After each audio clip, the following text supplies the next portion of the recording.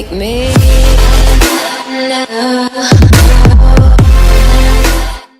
What is going on, everyone? This is Turtle or Joey here, and I am back with an ARC video on how to tame the rock elemental on Ragnarok. Well, this will work on Scorched Earth as well, but this certain area where I'm going to be taming at is only on Ragnarok, and it's pretty easy. And this is a solo tame.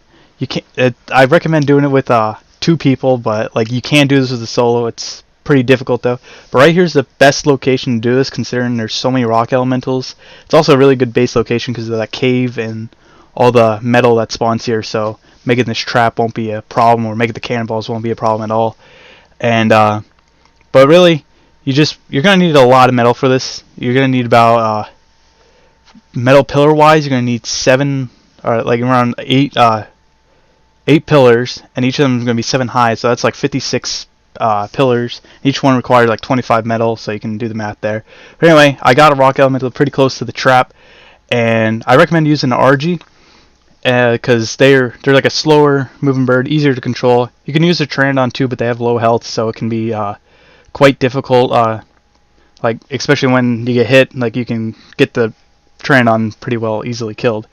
But RG has higher weight, so it's going to be easier to carry the cannonballs on it, or you can have a chest on the Parasaur. But you're going to need a cannon and at least 11 cannonballs if the rock elemental is over level 100. You're going to need at least 11 cannonballs if you don't miss. Every shot, if you hit every shot, you're going to need 11. And so you're going to want to slowly lure it into the trap. It can be very difficult when you're by yourself because it might want to go onto the Parasaur. It might aggro onto that, because you'll see him later on. It will, once I fail to get into the trap.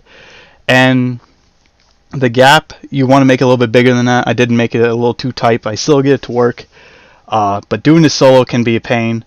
But I do recommend doing it with another friend to save yourself a headache. But I do get it in the trap, but it takes like a while. And as you can see, it aggroed onto the Parasaur. So then I had to go through all this shit where I had to try and aggro the rock elemental, which it wouldn't work, so I tried to land the RG on the Parasaur to ride the Parasaur away because they're faster. And so I tried to park the RG further away to get it to lure, but then there's a Carno, so then I just had the Parasaur follow me so I can get out of there. And then I got it to lure away, and after that a sandstorm hit, so like everything was going to shit. So then I had to cut the clip in order to get everything situated. And so eventually the rock elemental settled down, and I did get it away from the Parasaur. So I managed to successfully lure it in on my own with the RG, which once again is not exactly easy considering how narrow I made this gap. But once you get it in there, that's the hard part. It's just getting it in the trap. That's gonna be the biggest struggle to anyone. But once that's over, everything is so much easier. So I shot a couple arrows into it to try and keep it in that location, considering it was in the perfect spot. Its head was in the right situation. It was focused on the trap, not trying to get out of the trap. So I quickly ran over to the Parasaur and got there as quick as I can before it would get out of the trap, because I had to lure it again further away. I recommend having a chest on the Parasaur platform, unless you do have high weight and can carry all the cannonballs. But I would make at least 15 just in case you miss a few.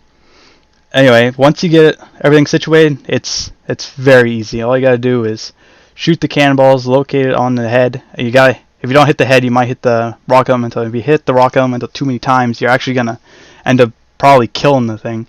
So you have to get it just right. And right there, I was a little bit too low, but got it up, and it was in the perfect spot, so I was able to fire at it and hit every shot. So I only needed 11. I think I had 12 on me or something like that.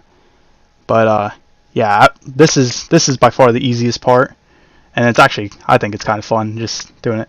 But I've done it so many times, so it's gonna look a lot easier than it actually is. But doing a solo isn't too hard, but it can be a bitch.